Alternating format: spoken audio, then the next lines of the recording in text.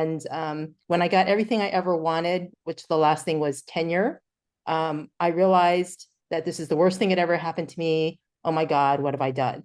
So, so I was lucky because I decided to give tenure back and to stay on to teach. And I went on a search for myself Oh, I love that.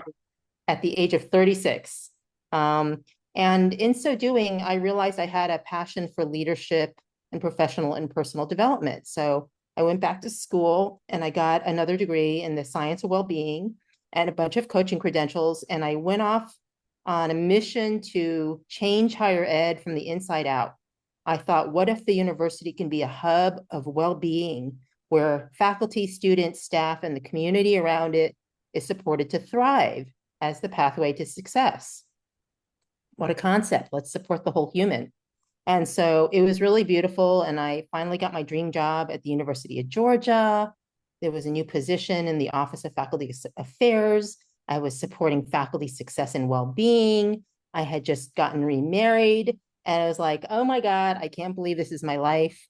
And then the bottom fell out because Hmm. just 18 months into it, I was coming back from my sister's funeral, and we learned of my husband's stage 4 cancer. And so I had a spiritual awakening.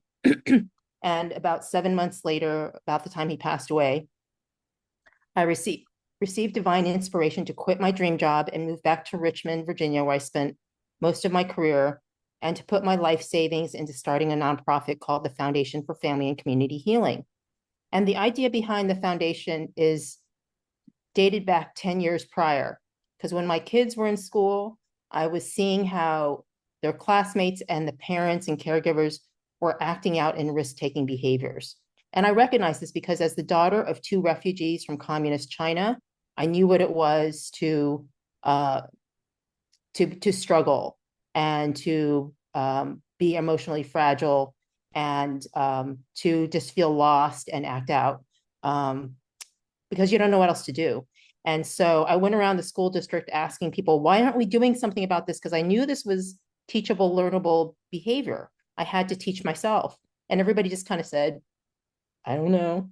And so this was my call to action that when I said, why aren't we doing something about this 10 years prior, at that point in time in 2018, it's like, well, why the heck don't I do something about it? So Ooh. I was invited, I felt like this is my invitation to put my money where my mouth was, quite literally. So that's what I've been doing.